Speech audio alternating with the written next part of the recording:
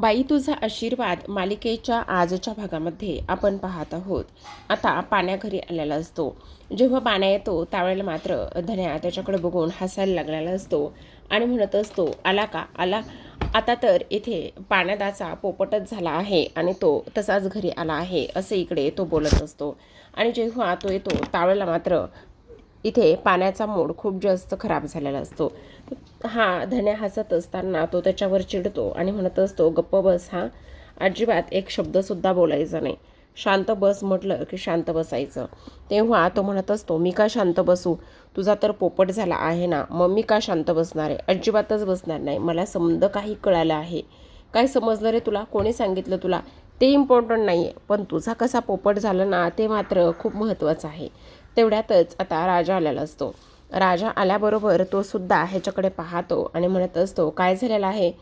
अरे काय सांगू तुला राजा दादा, ह्याचा ना खूप मोठा पोपट झाला आहे आज याच्या गॅरेजमध्ये. अरे खूपच मजा आली बरं का. काय काय कसली मजा आली. हे बघ धन्या, तू गप्प बस हां, काही एक सांगायचं नाही, आणि जर सांगायला गेलास ना तर मग मात्र गाठ माझ्याशी आहे. गप्प बस म्हणतोय बरं का. तेव्हा राजा आता इथे धन्याच्या जवळ जातो आणि तो म्हणत असतो, तू माझ्या प्रोटेक्शनच्या अंडर आहेस. आता तो तुला हातसुद्धा लावणार नाही. तू आता बिनधास्त ह्या सगळ्या गोष्टी मला सांग. घाबरायची वगैरे तुला अजिबात गरज नाही, असं सुद्धा आता इथे तो बोलत असतो. तेव्हा मात्र इकडे हळूचच धन्या सगळ्या गोष्टी राजाला सांगू लागतो. आणि तेव्हा आता पुन्हा एकदा हा धन्या म्हणत असतो, काय चाललंय काय. खरं सांगू का, आज ना इथे गॅरेजमध्ये पायल वहिनी गेली होती. आणि पायल वहिनी कशी गेली माहिती आहे का तुला. अरे ती बँकेतली एक कर्मचारी बनून गेली आणि त्यानंतर तिथे गेल्यावर ह्याला असं गंडवलं आहे की काही विचारूच नको. तिथे गेल्यानंतर ना ती इथे ह्याला लोन देणार आहे. आणि एवढंच नाही तर ह्याच्या आयुष्यामध्ये ह्याची कोणतीही दुसरी गर्लफ्रेंड नाही, हे सुद्धा सत्य जाणून घेतलेलं आहे. हे सुद्धा आता इकडे तो सांगत असतो. आता ह्या सगळ्या गोष्टी समजल्यानंतर मात्र इकडे हा पाण्या त्या भिंतीवरच डोकं आपटून घेण्याचं काम करत असतो आणि तोंड लपवत असतो. तेव्हा राजा आता त्याच्याकडे जातो आणि म्हणत असतो, खरं खरं सांग पाण्या, हे सगळं असं असं झालेलं आहे. तेव्हा तो म्हणत असतो, हो हे सगळं असंच झालेलं आहे. मी किती होप ठेवल्या होत्या. मला असं वाटत होतं की आता मला लोन भेटणार आणि त्यानंतर मात्र इथे सगळं व्यवस्थित होणार. लोन भेटेल आणि त्यावर इथे मी माझं हक्काचं स्वतःचं असं गॅरेज टाकेल. ह्या सगळ्या गोष्टींची मी स्वप्न बघितली होती. पण त्या पायलीमुळे हे सगळं काही इथे पाण्यात गेलं. त्या पायलीमुळे ह्या सगळ्या गोष्टी झालेल्या आहेत. नाही नाही. तेव्हा मात्र इथे राजा म्हणत असतो, काय काय सांगतोयस काय, म्हणजे तुला एका इंटरव्ह्यूमुळे एवढ्या होप मिळाल्या, एवढा तो मोटिवेट झालास. असं म्हटल्याबरोबर त्याला अवनीचा चेहरा आठवतो आणि अवनी म्हटलेली असते की घरात बसून आता मला माझ्या स्वप्नांपासून मी लांब पळते असं मला वाटायला लागलेलं आहे. म्हणजे स्वप्न माझ्यापासून लांब आहेत का मी लांब आहे तेच मला कळत नाही. असं म्हणून लगेचच आता राजा म्हणत असतो, मिळाला जो काही मार्ग आहे ना तो मिळाला. असं म्हणून आता लगेचच तो इथे पाण्याला घट्ट मिठी मारतो आणि त्यानंतर निघून जात असतो. आता तो लगेचच निघून गेल्यानंतर इकडे धन्या आणि त्याचबरोबर पाण्या विचार करत असतात, ह्याचं नेमकं काय चाललेलं आहे आणि ह्याला नेमका काय भेटले आणि कशा पद्धतीने हा बोलत होता असं कळतच नाही. आता राजा मात्र धावतच इकडे त्याच्या नानांच्या ऑफिसमध्ये जाऊन पोहोचतो. तिथे पोहोचल्याबरोबर तो म्हणत असतो, नाना नाना. तेव्हा नाना म्हणत असतात, काय काय चाललंय काय तुझं, तू कशाला आलायस इथे.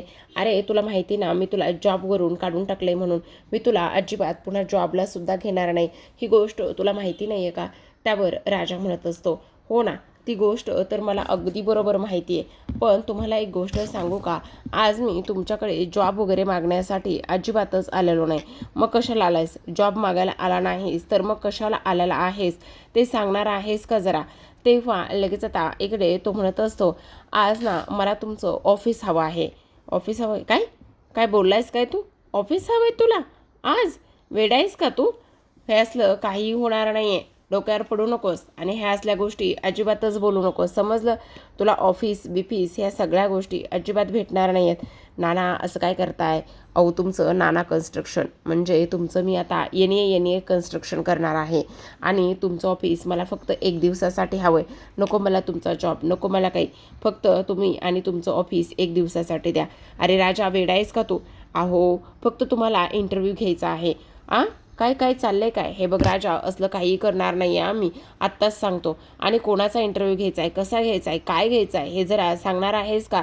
तेव्हा तो म्हणत असतो, नाना तुम्हाला सांगू का, माझी बायको अवनी, तुम्हाला माहिती आहे ना माझं त्यांच्यावर फार प्रेम आहे, फार जीव आहे आणि त्यामुळेच मी ह्या सगळ्या गोष्टी तुम्हाला सांगतोय. हे बघा, त्यांच्या आनंदासाठी मला हे सगळं काही करायचं आहे. खरं सांगतोय मी तुम्हाला, फक्त आणि फक्त एक इंटरव्ह्यू तुम्ही घ्यायचा आहे आणि त्यांचा एक इंटरव्ह्यू घेतल्यानंतर ना त्यांच्यासोबत जे काही होईल ना ते मात्र फार जास्त आनंदाचं असणार आहे. आणि त्याचबरोबर तुमच्या ह्या ऑफिसमुळे जर त्यांचं स्वप्नाला कुठेतरी उंच भरारी मिळणार असेल तर. नाना म्हणत असतात, वेडा आहेस का तू? अरे इंटरव्ह्यू मला कसा घेता येणार आहे? अजिबातच नाही. आणि मी कोण आहे, काय आहे? अहो नाना, तुम्ही सगळं करू शकता हो, तुम्हाला सगळं जमेल. अहो त्या पण आर्किटेक्ट आहेत. आणि मला सांगा, मग तुम्ही जर इथे त्यांचा इंटरव्ह्यू नाही घेतला तर कोण घेणार मग? हे बघा नाना, असं करू नका. काय करायचं, कसं करायचं हे मी सगळं काही तुम्हाला सांगतो ना, प्लीज प्लीज, असं म्हणून नानाला आता त्याने जबरदस्ती राजी केलेलं असतं. आणि ह्या ऑफिसचा सुद्धा मला थोडासा मेकओव्हर करावा लागेल असं सुद्धा राजाने नानांना सांगितलेलं असतं. तेव्हा मात्र ते थोडेसे चकित झालेले असतात. त्यांना कळत नाही. ते म्हणत असतात, राजा खरंच ना, तुझ्या अशा वागण्यामुळे ना एक दिवस माझं काय होईल ना हे मलाच समजणार नाही. आता संध्याकाळची वेळ झालेली असते. सर्वजण जेवणाची इथे ताटं वाढून घेतलेली असतात. तेवढ्यात अवनी मात्र खिडकीत तशीच उभं असते. आणि खिडकीत उभं असताना आता ती राजाची वाट बघत असते. आता तिथे यावेळेला अण्णासुद्धा आलेले असतात.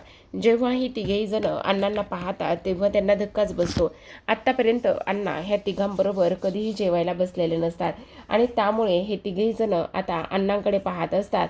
आणि तेव्हा लगेच आता इथे पाण्या म्हणत असतो, काय काय चाललंय काय? आज मात्र तुमचं वेगळं जेवण नाही आहे का?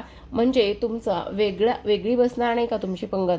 तेव्हा अण्णा म्हणत असतात, नाही, अजिबातच वेगळी वगैरे पंगत बसणार नाही. कारण आमच्या सुनबाईंनी असं सांगितलंय की आता सर्वांनी एकत्र जेवायला बसायचं आणि सर्वांनी एकत्र बसायचं आहे, म्हणून सुनबाईच्या आदेशानुसारच मी सुद्धा आज इथे जेवायला बसणार आहे, असं आता इकडे बोलून अण्णा बसत असतात. तेव्हा हे लगेचच अवनीला सुद्धा जेवायला बोलवतात.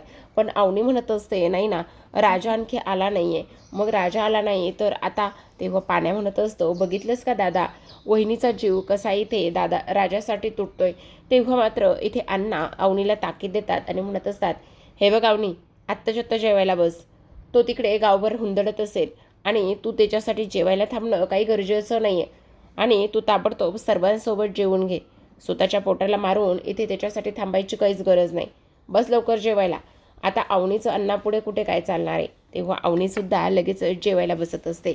इथे मात्र धन्या म्हणत असतो, वहिनी, तुमचा जीव राजादादात घुटलाय का? तुम्हाला तो आल्याशिवाय घात जाणार नाही आहे का? तेव्हा अवनी म्हणत असते, नाही नाही, तसं काही नाही आहे. मग आता अण्णा म्हणत असतात, बस खाली अवनी आणि जेवण करून घे सर्वांसोबत, कळलं का? पण तो एकटा कसा जेवेल ना? तो उशिरा आल्यावर जेवेल, त्याला मग वेळेत यायचं कळत नाही का जेवणाच्या वेळेला? असं म्हणून आता सगळेजण जेवायला बसलेले असतात. सगळेजण जेवायला बसल्यानंतर तेवढ्यातच आता राजा आलेला असतो. अवनीने सध्या ताटसुद्धा वाढून नसतं घेतलेलं, पण तेवढ्यात राजा येतो. आता राजा आल्याबरोबर तो पाहतो तर लगेचच हे सगळेजण जेवणाच्या पंक्तीमध्ये बसलेले असतात. मग आता तो म्हणत असतो, अरे वा वा वा, तुम्ही सगळेजण जेवायला बसलात आणि हे काय, तुम्ही माझ्या विनाच जेवणारसुद्धा होतात का? म्हणजे माझी वाटसुद्धा बघितली नाही का?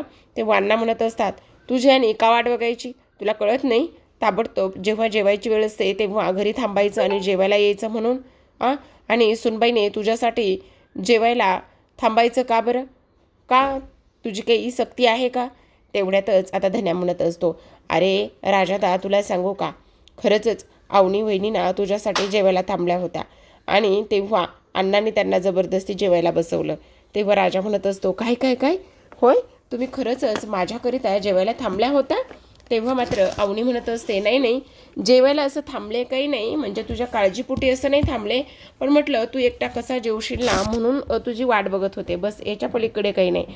मग आता उगाचच धन्या म्हणत असतो, काय हे वहिनी, एकतर तुम्ही जेवायला सुद्धा थांबलात आणि जेवायला थांबून सुद्धा सरळ सरळ नाही म्हणून सांगताय, का असं करताय? जे काही आहे ते सांगा की. तेव्हा मात्र अवनी म्हणत असते, नाही, असं काही नाही आहे. मग आता लगेचच इथे हा यशोदा म्हणत असतो, ए बारका आहेस ना, मग जरा बारक्यासारखंच राहणार. नाही त्या गोष्टी उगाचच लागला बोलायला. जरा गप्प बसणार आहेस का? खा जरा, पुढं बघून सगळं काही खाऊन घे.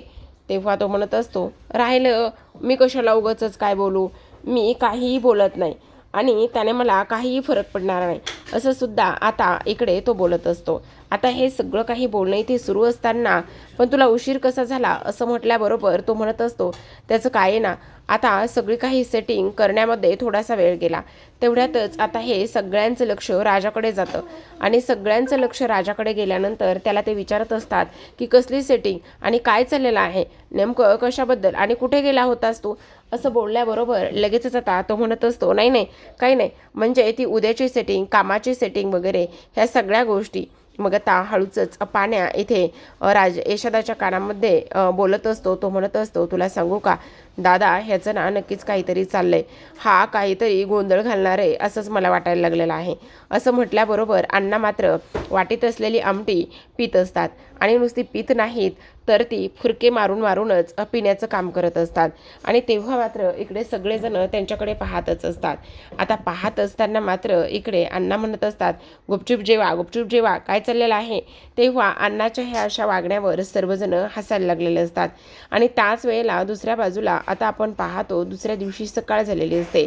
सकाळच्या वेळेला मात्र इथे आता हा दत्तू कपाटामध्ये पेपर घेत असतो आणि त्यानंतर ज्युनियर देशमान्यांकडे निघालेला असतो. जेव्हा ज्युनियर देशमान्यांकडे तो निघालेला असतो त्यावेळेला मात्र सुरुवात येते आणि म्हणत असते, काय काय चाललंय काय तुझं, कुठे चालला. अरे अगं ताई, असं काय करतेस, त्या ज्युनियर देशमान्यांकडे जायचं आहे ना, त्याच्याकडे ही फाईल घेऊन निघून द्यायची आहे ना, त्याच्यासाठीच चाललेलो आहे. तेव्हा ती म्हणत असते, हो का, तो नकाशा घेऊन चाललास का. नाही नाही, तो मला सापडलाच नाही. तेव्हा ती म्हणत असते, थांब मी देते, कपाटामध्येच आहे. असं म्हणून आता ती कपाटामध्ये असलेला नकाशा शोधायला लागते आणि नकाशा लगेचच त्याला देत असते. आणि तेव्हा ती म्हणत असते, त्यांना सांग एखादा मोठा वकील बघायला, ताबडतोब हे घर आपल्या नावावर होईल आणि त्या धोंड्याची चांगली जिरवावी लागेल. तेवढ्यातच तिथे आता नमिता आलेली असते. नमिता म्हणत असते, तुम्हा सर्वांचं काय चाललंय, हे तुम्ही काय करत आहात. तेव्हा इथे दत्तू म्हणत असतो, काय नाही ग, पत्रिका म्हटलं एखाद्या ब्राह्मणाला दाखवावं आणि तुझ्यासाठी शेजारच्या गावामध्ये जाऊन स्थळं शोधावीत आणि म्हणूनच मी ही सगळी तयारी करतोय.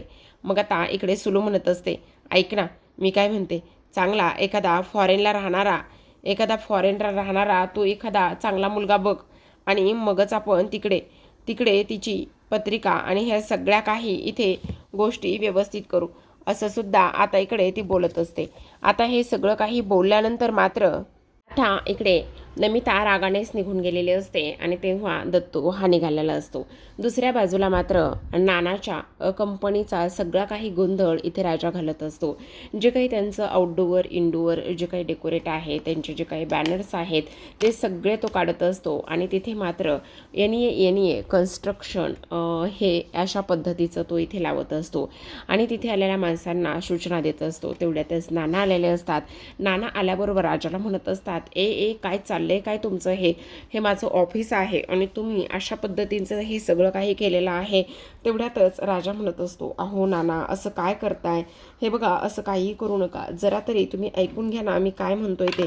हे बघा आता एन ए कन्स्ट्रक्शन आहे ना आणि एन ए कन्स्ट्रक्शन असल्यामुळे इथे ते थोडंसं कसं प्रोफेशनल दिसलं पाहिजे आणि त्याचबरोबर तुम्ही एवढे मोठे मालक आहात.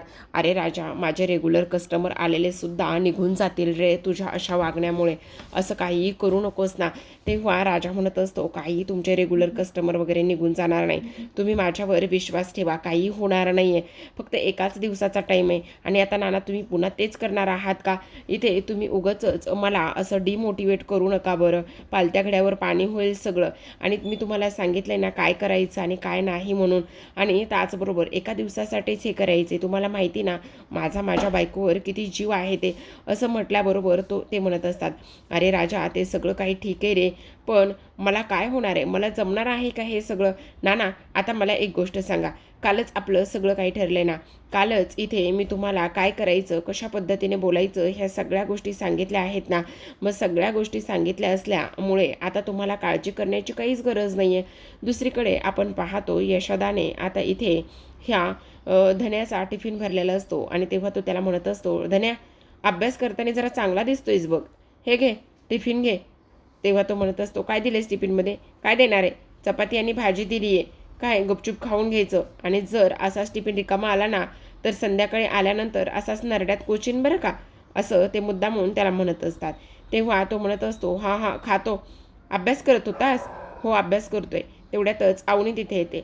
अवनी तिथे आल्याबरोबर ह्याला अभ्यास करताना पाहून ती म्हणत असते, काय झाले, तू अभ्यास करतोयस का? हो वहिनी, असाइनमेंट होती ती कंप्लीट करत आहे. बोला ना, काही काम होतं का तुमचं? अवनी म्हणत असते, नाही नाही काम असं नाही. वहिनी खरं खरं सांगा, काही काम असेल तर नक्कीच सांगा ना तुम्ही, तुमच्यासाठी काहीही. असाइनमेंट वगैरे मी नंतर सुद्धा कंप्लीट करू शकतो, असं आता इकडे तो बोलत असतो. पण अवनी म्हणत असते, नाही तू जर अभ्यास करत असलास ना तर नक्कीच अभ्यास कर, मी नंतर बोलेल तुझ्याशी. तेवढ्यातच आता इकडे राजाने अवनीचा नंबर इथे नानांना दिलेला असतो आणि म्हणत असतो, आत्ताच्या आत्ता तुम्ही फोन लावायचा आणि आज 11 वाजता अपॉइंटमेंटसाठी या असं सांगायचं आहे. आणि मी येणे कन्स्ट्रक्शनमधून बोलत आहे. अरे ठीक आहे बाबा, तुझ्या बायकोचा नंबर तरी दे. मग आता लगेचच इथे राजा त्याच्या बायकोचा अवनीचा नंबर नानांना देतो. आता नानांची फार फजिती उडते बरं का बोलत असताना. नानाला काय बोलावं काय नाही ह्या सगळ्या गोष्टी अजिबात समजत नसतात, कारण हे सगळं ते पहिल्यांदाच अशा पद्धतीने कोणाशी तरी प्रोफेशनल टाईप बोलत असतात. आता इकडे बोलत असताना इथे राजा त्यांना समोर असलेल्या पेजवरती लिहून एक एक शब्द देत असतो. आणि तेव्हा नाना म्हणत असतात, मी एन ए कन्स्ट्रक्शनमधून बोलत आहे. तेव्हा अवनी म्हणत असते, हां बोला ना. अहो तुम्ही इथे अवनी देशवाने आहात ना? हो, कारण हे सुद्धा राजानेच लिहिलेलं असतं. अवनी म्हणत असते, हो मी अवनी देशमानेच आहे. तर काय आहे ना, आमची एन ए कन्स्ट्रक्शन आहे. तुमचं आर्किटेक्ट झालं, तुम्ही आर्किटेक्ट आहात ना, आणि त्यामुळे मला ना तुम्हाला जॉब द्यायचा आहे. आमच्या इथे ना जॉबची ऑफर आहे. तेव्हा अवनी म्हणत असते, काय काय सांगताय काय, तुमच्याकडे जॉबची ऑफर आहे, ही तर आनंदाची गोष्ट आहे. पण मी तुमच्याकडे अप्लायच केलं नव्हतं, असा अवनीचा प्रश्न असतो. तेव्हा नाना आता म्हणतात की ती म्हणते अप्लाय केलं नव्हतं. तेव्हा बाजूला फोन घेऊन लगेचच इथे राजा लिहून देत असतो आणि म्हणत असतो, त्यांना सांगा यशोदाने तुमचा शब्द आमच्याकडे टाकला होता. आता लगेचच इकडे ते म्हणत असतात, अहो यशोधन दांगट पाटील जे आहेत ना, त्यांनी तुमचा शब्द आमच्या कंपनीमध्ये टाकला होता. खूप मोठा माणूस आहे होतो. आणि तेवढ्यातच इथे राजा पुन्हा लिहून देत असतो की तो खूप मोठा कॉन्ट्रॅक्टर आहे असं सुद्धा सांगा. मग आता लगेचच इकडे ते म्हणत असतात, अहो तो खूप मोठा कॉन्ट्रॅक्टर आहे आणि एवढा मोठा कॉन्ट्रॅक्टरने तुमचा आमच्याकडे शब्द टाकलाय म्हटल्यावर आम्ही नाही कसं म्हणणार, असं सुद्धा आता इकडे ते बोलत असतात. आणि हे सगळं काही बोलल्यानंतर मात्र अवनी म्हणत असते, अच्छा यशोदाने हे सगळं काही केलंय, बरं ठीक आहे. मग आता इकडे ते म्हणत असतात, ठीक आहे मग तुमच्यासाठी आज इकडे जॉबची ऑफर आहे. तुम्ही लवकरात लवकर येऊ शकता, म्हणजे लवकरात लवकर म्हणजे साधारण तुम्हाला ना 11 वाजता यावं लागणार आहे, असं सुद्धा आता इकडे ती बोलत असते. तेव्हा अवनी म्हणत असते, आज 11 वाजता? अहो पण माझी काहीच तयारी नाही आहे. तेव्हा ते म्हणत असतात, तयारी बियारी काय करायची आहे? अहो पण माझ्याकडे सर्टिफिकेटसुद्धा नाही आहेत ना. अहो सर्टिफिकेटची काहीच गरज नाही आहे, तुम्ही अजिबात काळजी करू नका, तुम्ही फक्त या बरं, असं म्हटल्याबरोबर आता अवनी म्हणत असते, बरं ठीक आहे, तुम्ही काळजी करू नका, आज 11 वाजता मी येते. आता ह्यांचं तरी हे सगळं काही काम झालेलं असतं आणि ह्यांचं हे सगळं काही काम झाल्यानंतर मात्र अवनीला प्रचंड आनंद झालेला असतो की आज मात्र मला तिकडे जावं लागणार आहे आणि इंटरव्ह्यू द्यावा लागणार आहे. आणि त्याचसोबत इथे राजाने ही सगळी काही सेटिंग केलेली असते. अवनी एवढी खुश असते आणि आज तिच्या आयुष्यातला ती पहिला इंटरव्ह्यू देणार आहे आणि पहिला इंटरव्ह्यूसाठी ती एवढ्या सगळ्या काही गोष्टी आणि एवढं सगळं काही करते, त्यामुळे मात्र तिला प्रचंड आनंद झालेला असतो.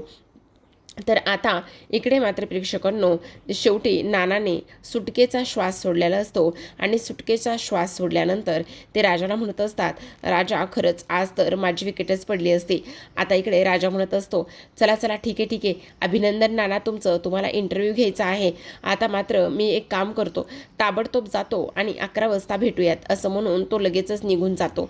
तो लगेचच निघून गेल्यानंतर आता आपण पाहतो दुसऱ्या बाजूला अवनीने फोन ठेवलेला असतो आणि यशोदाला इथे आभार म्हणण्यासाठी, थँक्यू म्हणण्यासाठी ताबडतोब ती त्याच्या खोलीमध्ये तिकडे किचनमध्ये जाते. किचनमध्ये गेल्यानंतर इकडे यशोदा मात्र काम करत असतो. आता अवनी म्हणत असते, यशोदा खरंच तुम्ही तर कमालच आहात बरं का. म्हणजे ह्या सगळ्या गोष्टीमुळे ना मला तर फारच आनंद झाला. खरंच ना तुम्ही आज माझ्यासाठी इथे एवढं सगळं काही केलं आहे आणि तुम्ही मला साधा एका शब्दाने बोललासुद्धा नाही आहेत. तेव्हा यशोदा म्हणत असतो, काय नाही बोललो मी, काय काय झालेलं काय आहे. तेव्हा तो म्हणत असतो, सांगा ना काय झालंय. अवनी म्हणत असते, यशोदा असं काय करताय, तुम्ही माझ्यासाठी जॉब बघितला आणि तुम्ही माझ्यासाठी जॉब बघून मला सांगितलं सुद्धा नाही एका शब्दाने की मी तुमच्यासाठी जॉब वगैरे बघतोय काय म्हणून. तेव्हा यशोदा म्हणत असतो, मी जॉब बघितलाय. हो, कारण आत्ताच मला फोन आला होता NS कन्स्ट्रक्शनमधून आणि त्यांनी ना मला 11 वाजता जॉबसाठी बोलवलं आहे आणि मी आता तिकडेच जाणार आहे. तेवढ्यातच आता ती इथे धन्याला सुद्धा सांगत असते. धन्या म्हणत असतो, हो हो हो हो हो, खरंच मी ऐकले. हे सगळं काही ऐकून मला सुद्धा फार जास्त आनंद झालाय. वहिनी अभिनंदन बरं का. खरंच तुमचं ना स्वप्न पूर्ण होईल आणि त्याचबरोबर नुसतं स्वप्नच पूर्ण होणार नाही तर एक गोष्ट सांगू का, तुम्हाला आता इकडे इंटरव्ह्यूसाठी जायचं आहे. त्यामुळे तुम्हाला काळजी करण्याची आणि ह्या सगळ्या गोष्टी करण्याची काहीच गरज नाही, असं सुद्धा आता इकडे ते बोलत असतात. तर आता प्रेक्षकांनो इकडे यशोदाला प्रश्न पडलेला असतो की मी यांचं नाना कन्स्ट्रक्शनमध्ये NA कन्स्ट्रक्शनमध्ये कधी नाव दिलं आणि कधी ह्या सगळ्या गोष्टी झाल्या मला तर काहीच माहिती नाही आहे, असं सुद्धा आता इकडे ते बोलत असतात. त्याचसोबत प्रेक्षकांनो एवढंच नाही तर आता मात्र इकडे उद्याच्या भागामध्ये खूप असं काही इंटरेस्टिंग होणार आहे. कारण उद्याच्या भागामध्ये आपल्याला असं पाहायला मिळतंय की अवनी म्हणत असते, खरंच उद्याचं ना सगळं कसं व्यवस्थित झालं पाहिजे. म्हणजे माझ्या आयुष्यातला मी पहिलाच इथे आता इंटरव्ह्यू देत आहे आणि आई अंबाबाईला सुद्धा मी प्रार्थना करणार आहे, असं सुद्धा आता इकडे ती बोलत असते. आता हे सगळं काही बोलल्यानंतर इथे मात्र राजा आलेला असतो आणि राजा आल्यानंतर तो म्हणत असतो, खरं तर आज ना मी सुद्धा फार जास्त खुश आहे. कारण इथे अवनीचा इथे आता इकडे इंटरव्ह्यू आहे ना म्हणून मी खूप खुश आहे, असं सुद्धा आता इकडे तो बोलत असतो. आता हे सगळं काही बोलल्यानंतर लगेचच आपण पाहतो अवनी म्हणत असते, पण मला खूप दडपण आलंय. तेव्हा राजा तिला म्हणत असतो, मग आपण तुमची इंटरव्ह्यूसाठी प्रॅक्टिस करून घ्यायची का. तेवढ्यातच आता अवनी म्हणत असते, म्हणजे मॉक इंटरव्ह्यू तुला असं म्हणायचं आहे का. तेव्हा तो म्हणत असतो, हो अगदी तसंच. मग आता लगेचच इकडे ते दोघेही जण तिची तयारी करून घेत असतात. तिथे धन्यासुद्धा असतो. तेव्हा इथे आता अण्णा येतात. अण्णा आल्याबरोबर ह्या लोकांवर चिडलेले असतात. अण्णा म्हणत असतात, काय रे तुला लाज वाटत नाही आहे का, बायकोला शिकवायचं सोडून तिला तू इंटरव्ह्यूसाठी पाठवतोस आणि बायको कमवणार आणि तू मात्र आयतं बसून खाणार का, बायकोच्या पैशावर मजा मारणार आहेस का तू, असं स्पष्टपणे अण्णा बोलत असतात. अण्णांनी ह्या सगळ्या गोष्टी बोलल्याबरोबर आता मात्र इकडे ह्या राजाला खूप मोठा धक्का बसलेला असतो. तर इथे मात्र यशोदाला सुद्धा धक्काच बसलेला असतो. तर आता प्रेक्षकांनो राजा नेमका अण्णांच्या प्रश्नांचं उत्तर काय देईल आणि कशा पद्धतीने अवनीचा इंटरव्ह्यू सक्सेस होईल हे पाहूयात उद्याच्या भागामध्ये. तोपर्यंत तुम्ही पाहत राहा बाई तुझा आशीर्वाद.